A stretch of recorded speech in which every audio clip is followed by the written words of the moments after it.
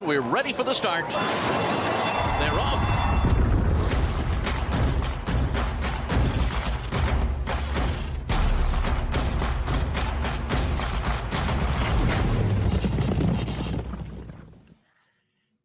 Welcome in, everybody, to It's Official. It's Tuesday. We've got 5 topics queued up from the past weekend. Jeremy Plonk and Jeff Siegel from First Bet and Express Bet. Jeff, you ready to play steward here and make some these topics official this week? I think so. After the Breeders' Cup, the week after the Breeders' Cup, it was kind of a letdown. Like the season's over, so to speak, and we've got a couple of months to kind of ride out until we kick it up again. But it's still good racing and good gambling. Now, Gulfstream Park's championship meeting has been pushed back to the end of December. So with Fairgrounds opening up, and we'll talk about them, that racetrack a little bit later on, chance for Fairgrounds to really start off with a bang, I think. I think there's going to be good racing there for sure and good gambling. And Jeremy, I know that you've covered this meeting and studied it extensively. So I'm very interested in hearing some of your takes later on how to beat Fairgrounds.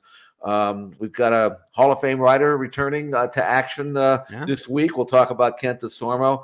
And then we've got a couple of young horses that we definitely have to keep our eye on, put them down in your stable mail, because we've got several horses actually that we're following, and hopefully we can follow them right up the ladder.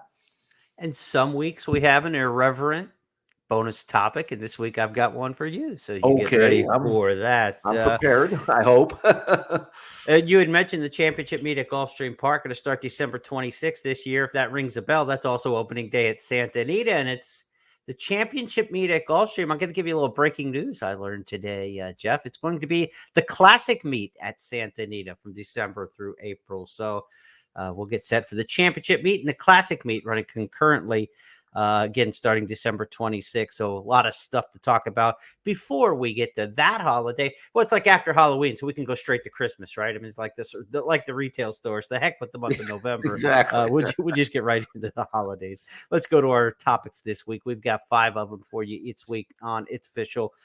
Perfect and improving. We're talking about an impressive 2-year-old winner last week at Laurel. The name Recruiter. If you didn't see him in action, take your paces. Top of the stretch, and it is Recruiter going on with it. Honeyquist in full pursuit as they turn for home. So Recruiter's got the lead about almost 2 lengths now from Honeyquist, driven to the second spot. Heldish is in third, and Coffee with Chris is in fourth. Coming to that last furlong, and it's Recruiter in front. 2.5 clear from Honeyquist in second, with Heldish just holding third from Coffee with Chris. They're all marching home behind Recruiter. Recruiter to win. Recruiter in the James F. Lewis Stakes.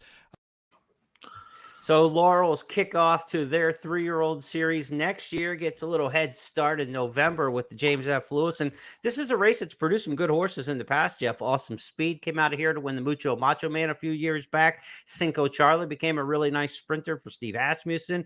And El Arib is the horse I want to talk about in context with this one, because Cal Lynch trained El Arib, who in 2017 went on to win the Jerome, the Withers, and was 2-5 to win the Gotham after winning the same race for the same trainers. So we've got a horse like Recruiter who's got a little bit of past with his barn that might get him some places. I think he's got a chance to be a good colt. I was watching the race here, and now he's perfect 3 for 3. He's never been headed. Well, actually, in this race, he actually sat second, which is actually a good thing, because now we know that maybe if he wants to go a little farther, he can switch off a little bit and not, barrel out there and pull and just outrun everybody on one breath.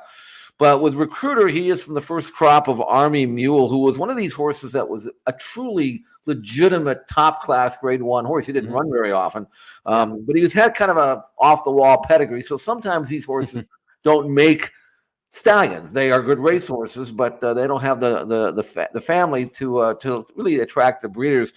And this is a colt a horse that only stands for 7,500, but to me, he's eligible to get a good horse because he was himself the first crop now 2-year-olds. And Recruiter, who won his debut at Monmouth, came back and won a sloppy track race at Laurel, and then moved up a level and won this this listed stakes, I should say, $100,000 race. Buyer numbers continue to improve. Good mover. He looks like a colt that will run a little farther because he doesn't necessarily. He's got a nice stride. He doesn't pull. I think he's a pretty nice horse, and he's also a Florida bred. So, I mean, there's always the option maybe maybe send him down there if they would like. I don't know what the Florida bred schedules and stake schedule is next winter, if there is even one. But in the meantime, Recruiter is a two turning three, and I say that now, because all the money really for him it will be next winter as a three. That really has a chance, I think. I'm not saying he's going to go out and win the Kentucky Derby, but there are races that this colt can run even around one turn until they have to stretch him out. That I think he can win. I was impressed with him, and again the number was fast, 9-3 for the 6 furlongs on fast ground, and Jeremy, I think he's okay. I really do. He's fine. I was impressed. Yeah, they're going to have that option to get to the mile around one turn in a couple different ways, because you'll have the Jerome in New York where you'll be able to pull that off. And again, Cal Lynch took Ella Reeb that direction after debuting in the Mid-Atlantic and finding those spaces up there to his liking in the winter. And then at Laurel, they're not going to go 2 turns until you get to like March, I believe, in the private term stakes. So they could stretch out to a mile around one turn at Laurel and stay local as well. So they've got some options. They don't have to go very far for them. But do not be surprised if sometime this winter in New York, you see Recruiter make a trip north. And Jeff, he would seem to fit up in that kind of area during that time of year. Yeah, as long as they don't throw him to the wolves just yet, let him build himself up, let him earn his way to some of the bigger races, and just keep winning as many as you can. He brought some money in the 2-year-old sale in Florida during the June sale, $125,000. He breezed in 10 flat. I mean, again, he was bought more as a racehorse and an athlete than any kind of future stallion prospect, anything like that. But for that kind of money, I mean, he's already earned himself out. And from McBarn, as you mentioned, that has hit 26% this year. So high percentage trainer, runs them where they belong. So anyway, put him down and follow him up the ladder. His name is Recruiter, a very well named and cleverly named son of Army Mule. Absolutely. Let's go to topic 2 this week on It's Official. Taking the proper angle. Sometimes with your betting angles, Jeff, you will something to victory, and sometimes there's actually something to the betting angle. And I know there was a horse you liked last week in the Bessarabian Stakes, making that route to sprint move, and it turned out to be quite successful. Let's go back and take a look at the Bessarabian Stakes from last week, or put a circle around the one Jeff Siegel tabbed on top. Loyalty's gone to the front. Our Flash Drive's in the clear, coming 4 wide and is about to swoop on this trio. Our Flash Drive says, here we go. Races past the trio in a blink of an eye and shows her class, and has dashed away in the Bessarabian Stakes like a true champ. And she is a very classy filly, and Our Flash Drive is going to win by several lengths. Our Flash Drive romps, wins by 5. Second, Hazelbrook. Third, Loyalty. And fourth was Awesome Treat, a Mighty Run. Well, after 11 straight route races, Jeff, they decided to cut back to the sprint, and the question becomes, what were you waiting on? Well, a 99 Beyer number, by the way, by far a career top, and makes her a legitimate graded stakes type of filly. This was a grade 2, so it wasn't like, she popped up and did something that no one expected her to do. She was 7-2 in the morning line, went off at 8-5, and like that. I looked at her form, and this is one of my favorite angles. Everybody has angles that they kind of lean on, and for me, the route to sprint angle to me is very effective, especially when you go back and look at the horse's prior form and realize they'll probably be better sprinting anyway. I mean, I understand, Mark Cassey trains this one for Live Oak, and out of a mare by Dinah Former, you figure she's going to run long on the grass, and sometimes you pigeonhole. As an owner, I've done it, and looked at the mirror myself and say, "What am I doing?" But you get a situation where you get a filly that you run them in races that you expect them to run well in, and then you realize maybe that's not the case, And after a series of route races, you go back and look at some of her sprints. At Woodbine, back in June of her 3-year-old year last year, she broke her maiden in just her 3rd career start by 4 lengths, doing exactly in that race what she did here. Sat off the pace and blasted home, and then after that, she never sprinted again. So back around one turn. I hope they keep her around one turn. And she's Cassie. She might show up at Gulfstream. You never know. Long term, 7/8 kind of filly. And the other thing about her is she's by Ghost Sapper, who we know gets a good filly, and Right. and as a 4-year-old, and then turning into a 5 after the first of the year, she could have a terrific 5-year-old season if they do right by her. Forget the grass, forget the routes, just keep her as a late running sprinter. And I think our Flash Drive, not only based on this race, but based on her speed figures, has a chance to be a legitimate, high class older filly and mare sprinter. Well, the 7 furlongs, the 1 turn mile at Gulfstream, if she handles the dirt, would certainly be a lot of options for a filly like this at Gulfstream during the course of that championship meet. If you get a filly like this who's been primarily on turf and primarily on synthetic, when she gets the dirt, maybe that first time at least, hopefully she gets an outside post draw. She doesn't take a lot of the kickback if she's stuck down inside. But look for her on the dirt, 7 furlongs to a 1 turn mile. We'll see if she can be effective down the line. Our Flash Drive, one to watch moving forward in the sprint ranks from Woodbine. Not a lot of options left to run the rest of the year at Woodbine through December, and then they're going to close until April. So she's going to have to get off the synthetic, and if she heads south, you'd rather see her sprint than go long on the turf again. Yeah, I would. Anyway, we'll see what happens. That's all that counts. It's what you think, Jeff. This is what the show's all about. Yeah, I'd like to run that stable. We've got the reopening of fairgrounds to talk about as the season begins in New Orleans on Friday. Racing at the fairgrounds runs all the way through April in the Louisiana Derby, but there's a little bit of something in December, January, February, March, a really nice spread out schedule and a good program for the 3-year-olds. As we've seen in recent years at the fairgrounds, Jeff, they've produced some really good ones. Mandaloon a couple of years ago, the Brad Cox stable, the Steve Asmussens, they're going to frequent fairgrounds with a lot of good runners towards the Oaks and the Derby Trail. So there'll be a lot of interest in fairgrounds. One of the reasons we want to talk about them, a couple new wagering situations there where the pick 5 takeout has been reduced to 15% on the 50-cent pick 5. So that's a great move towards horse players, and a new $1 pick 6 at fairgrounds again with that 15%, pretty low takeout for a comparative sake for a lot of the pick 6s around the country. And it's not a jackpot. It's a $1 traditional pick 6 at fairgrounds. So a lot to like there. But one bad thing, Jeff, is the turf course at fairgrounds doesn't seem to be doing much better than the turf course at Churchill.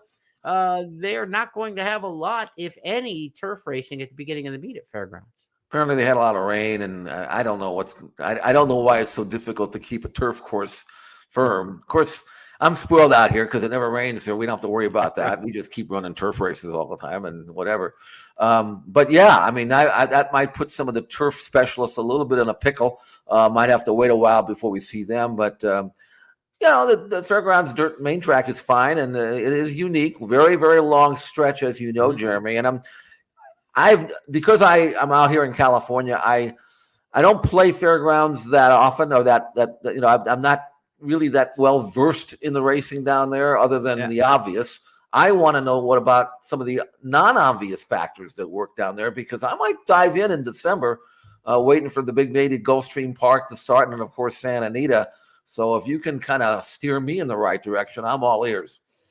Well, one of the many hats I've worn over the years, I did a brief stint as a mutuals manager and an OTB, and so I would train the tellers how to punch tickets, check out the boxes and basically be customer service, stand behind the tote line and watch bettors come up. And so I got to watch a lot of people make bets over the years. And we used to have this one guy come into the OTB and he'd bet 100 to win on the 1 at fairgrounds in every race and then leave and go back to run his shop. He owned a baseball card shop or something like that in town, but he used to come in, bet 100 to win on the 1 at fairgrounds at every race and walk out. One day I finally stopped and talked to him. I said, "Why do you bet 100 to win on the 1 at fairgrounds every race?" He says, "Because it wins more often than anywhere else." He said, "I've never seen a more rail biased track in my life." And I thought, over the years I've followed it, and he's right. I looked at the bet mix stats, and if you look at the rail post, 15% wins out of the 1 hole, 18% wins out of the 2 hole. From fairgrounds over the last several years. So it still even holds, you think the average field's 7, 8, 9 horses. And so that percentage is where it'd be around in the 11, 12 ranks for percentages, 15% for the rail, 18% for the 2 hole. So they both way outperform other posts. So inside still good at fairgrounds, I think is something that you want to keep in play. And I look at some trainers who get off to a good start at fairgrounds, right? We're early here. It's November, December. They're overlapping overlapping with Churchill Downs. So, at the end of the meet, it's going to be Brad Cox, it's going to be Steve Asmussen, it's going to be the big barns. But some of those horses are still at Churchill for some of those trainers. Who gets off to a hot start? So I looked at the last 3 years at Fairgrounds. 2 names really step out here, and they're not names anybody would come up with. So keep an eye on the horses trained by Matt Shire. Matt Shire is 10 for 34 the last 3 years at Fairgrounds during November and December. 272 ROI for every dollar bet. That's 34 horses. That's 10 winners, clicking at almost 30%, 29%. So Matt Shire, put him on your watch list. The other one is Hugh Robertson. Hugh Robertson brings horses in from the Midwest, Hawthorne, Canterbury, formerly Arlington. Some of his horses will come from Arlington and end up at Fairgrounds.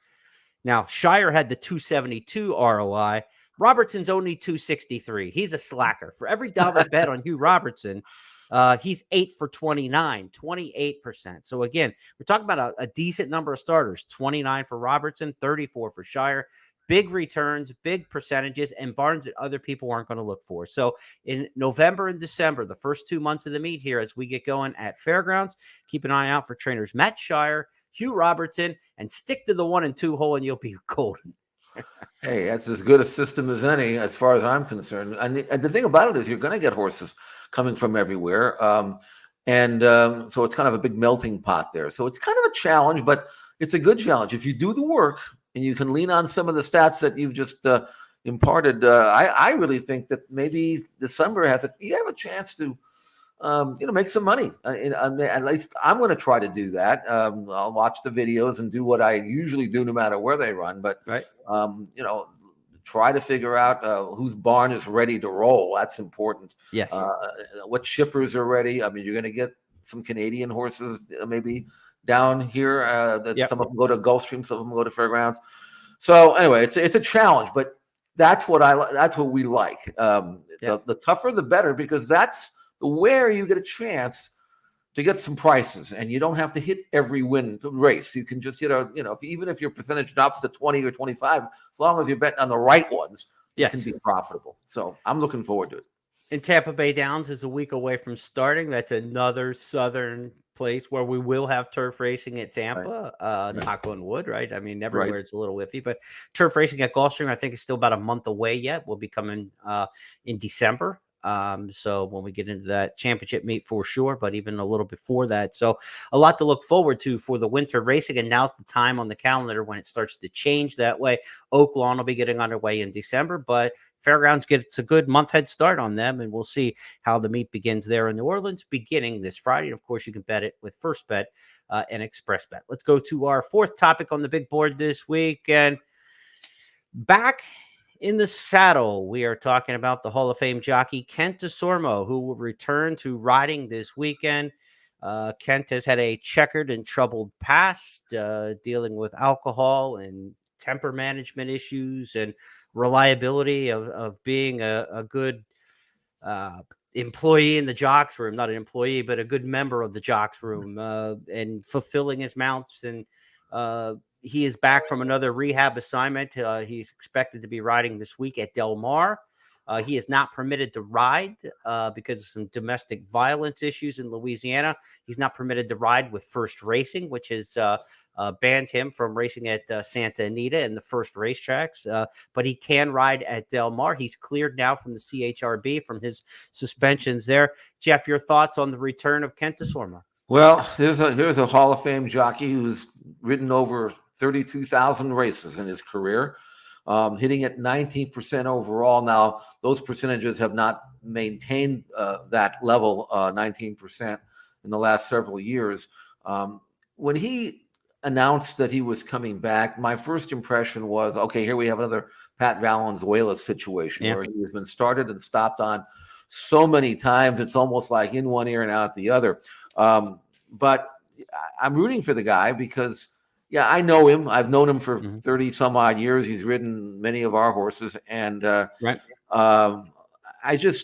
hope at age 51 or whatever it is, I mean, this is his last chance. Some jockeys get to this age and their last chance turns out to be their last chance. Hopefully, though, this time he's gone through the rehab and all that.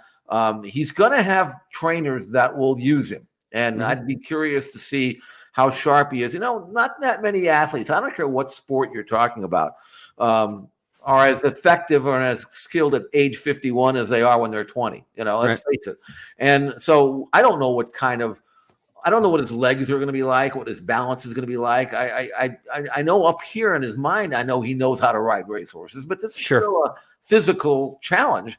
I'll be watching him very closely, but the trainers who normally use him, obviously his brother, and obviously that Keith, and then Vladimir Serin has always given him chances, and I would expect that if that situation remains or continues, that Vlado will ride Ken on some live horses. So if you see that combination, you're probably looking at a live horse, and of course Bob Hess Jr. He really does like Kent, and they've won a lot of races over the years. So if you're playing Del Mar and you're looking for Kent to maybe get some live horses, those are the trainers I think that you will see.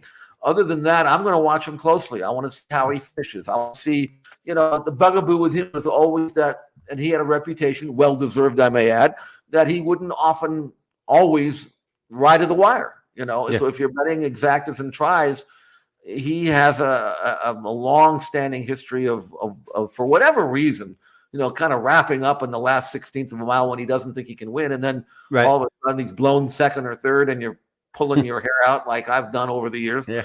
So, I think, we need Kent DeSormo in our jockey colony to be good, because he's going to get live mounts, I think. And as a gambler, I want to be able to trust him to know that he's going to go out there and at least be competent, if not better. And he can be.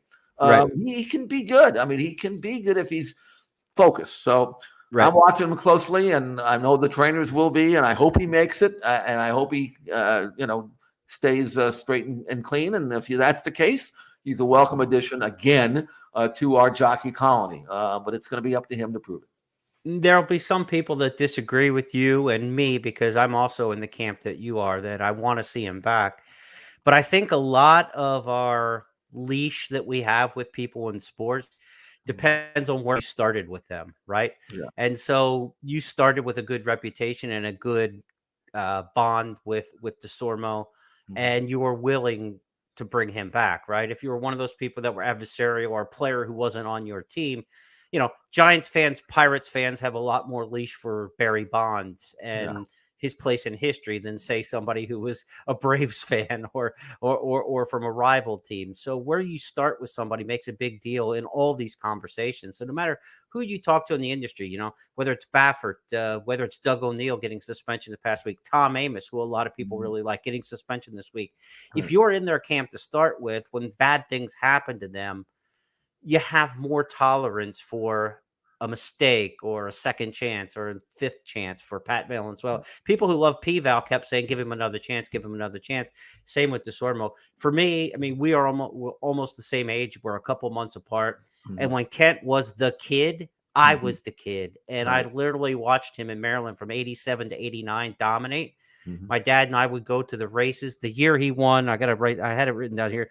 The year that he won 597 races back in 1989. I was a junior in high school, and my dad and I would go to the track. We watched the races at Laurel. Kent would get in a car with his agent and go from Laurel or Pimlico, wherever they were at, and go up to Penn National and ride the night card. He was in pursuit of the national wins record for a season. And my dad and I would follow along, not literally follow their car, but we knew he had entries that night at Penn National. And we would go from the Maryland track to Penn National to go follow him in pursuit of this record and to make a gambling score. We're sickos, right? I mean, back then there was no simulcasting, so people at Penn National didn't know Kent DeSormo really was even going for a national wins record. You get some crazy prices. He should have been 2 to 5 in every race, and you could catch him at $9, $10, $11. And my dad and I, we followed it along. In Maryland when he was a kid, they didn't even know how to pronounce his name. It was DeSormo back then. It was Kent DeSormo. And everybody yelled DeSormo and kid, like in the winner's circle. And I was in all of him because he was like my age, right? I mean, he should have been in the same high school class as I was. Yeah. And here he was winning 500 races. And so I come from the same, like you do. I come from the good Kent DeSormo at the beginning. And I want that. And maybe that's just, nostalgia talking, and maybe the guy doesn't deserve a 5th chance or 6th chance or whatever we're looking at now. But in my heart of hearts, I hope that he's clean, he's sober, he behaves well, he's a good steward of the jockey colony, and he gets one more run at it. One more run at it that he can do some good things. Because, like you said, when he's at his best, he's really good. 6,000 wins, he ranks 6,100, 19th all time. He's 6th all time in earnings with 290 million. He's won 3 Derbies, 3 Preakness, and a Belmont. This is a guy who was in the Hall of Fame in 2004. So he was in the Hall of Fame at 33 years old, Right. 34 years old, and in the Hall of Fame. So let's see if he can, in his early 50s, get back to it. So, if you're looking at this and you're saying you guys are a bunch of softies and DeSormo doesn't deserve it, I totally get it. Because if it would be another rider who I don't have the personal connection with, from the beginning, then I'm probably not willing to give the extra leash to as well. But keep that in mind as you judge somebody like that. Your perspective of them and the person next to you's perspective of them can be completely different, even though they're the same person. Let's go to our 5th topic this week on It's Official, and it's our Stars of Tomorrow that we feature each week with horses who are taking by storm the maiden and the early 2- and 3-year-old ranks. One of them this week was Feza. As Jeff told me, this is another week, another Baffert freak. Off the turn, and Feza has taken command emphatically, and Feza's opening up beautifully. Lily Poo chasing her home from second, but here's the next of these flashy Gervin first out winners, and Feza geared down, a filly with a future. Lily Poo was second, Miss Monarch Bay ran on for third, then Poetica. John Lee's there with the call at Del Mar. Jeff, Feza, what do we think of her? What kind of projection might we have? Well, she brought $725,000 in the 2-year-old sale at Timonium, and you don't do that unless you're a freak of an athlete and a great-looking filly, which she is. You look at her bottom line, and there's nothing there that would necessarily lead one to pay that kind of money. But she breathes at Timonium, and if you get a chance, if you want to go watch what she looked like right before she went through the auction, this is what $725,000 looks like in a 2-year-old in training sale at Timonium. She went 10-1. She just moved so beautifully. I mean, you just she's the kind. If that had been that filly, instead of being by Gervin, who nobody really knew. I mean, they knew it was a racehorse, but not as a potential top stallion. If she had been by Into Mischief or something, she would have brought $2 or $3 million. I guarantee it. As it was, that's still a lot of money at the time for Gervin. And the mare was unplaced. I mean, you look at the pedigree and you say, what do you? But these guys, they don't make that many mistakes. Yeah. And Feza looked terrific in this win. I know Baffert's always been very high on her. She worked 3/4 on 11-4 from the gate, kind of tipping her hand there. There was another filly in that race that I actually incorrectly, by the way, thought was better. That was the Warfront filly out of Beholder named Tina Ella, who trained really well for Richard Mandela. So they kind of hooked up. And Tina Ella was right there to the top of the stretch, at which time Feza said goodbye and opened up and won for fun, and Tina Ella just kind of faded out of the way. So, but I do think Feza is going to be a really good filly. She's going to run at Los Alamitos. There's a Grade 1 event called the Starlet Stakes there in December, and I don't know of anybody around on this side of the Rocky Mountains who will beat her. I really don't. And that's the Grade 1 that they're looking for. So I expect her to win that race, and I expect her to run long. I don't think that's going to be an issue at all. And now it's just a matter of making the proper improvement as she will when she grows up and gets bigger and stronger. But that was some kind of debut, and fast race, her in a good number, and beat a good field. So Feza, put her down. She's, Bob's 2-year-old fillies have not been that great this year, but I was waiting for one to actually show up. Well, she showed up. You got one. That's her name. Okay. She's aptly named. Feza is an Arabic name, a female name that means successful, victorious, and she came up right out of the blocks that way. And what a year for Gervin, right? He's got the 2-year-old Atomically, who won the Florida Sire Stakes, the Phillies version. He's got Damon's Mound, who won the Saratoga Special, and he's got Devious Dame, who won the Astoria earlier this year at Belmont. So 3 major stakes winners in the first crop from Gervin, and he's got one here that could add to that list by the end of the year with the Starlet at Los Al coming up in December. Okay, it's time for our bonus topic this week, Jeff. And I know you follow the NFL quite well. Not a great year for your Chargers and Rams, though. I won't say anything to that effect to rub anything in. But last week, Jeff Saturday was picked out of the analyst booth at ESPN to coach the Indianapolis Colts, and he coached them to victories, Jeff Saturday. And it was a successful move from analyst to in charge of the operation and in charge of all the Colts. So for our bonus topic this week, Jeff, I'm going to play general manager, and I'm going to pick a Jeff S. out of the analyst booth. Maybe you, Jeff Siegel. You're going to get to coach any stable you want in America. I get to fire the current trainer and put you in charge. Whose barn do you want to run? Well, by the way, that's not the first time that this has happened. Way back in the early 80s, the Lakers need to get rid of their coach and went up to the booth and hired a guy, Pat Riley, right out of Wasn't bad. And he went down there and in his Armani suits that he used to put on for the television network, figured he'd probably keep them. And fortunately for him, he had pretty good players on that team, Magic and Kareem and the rest of these. And the rest, as they say, is history. Otherwise, he might still be calling games on the radio. I don't know. But as far as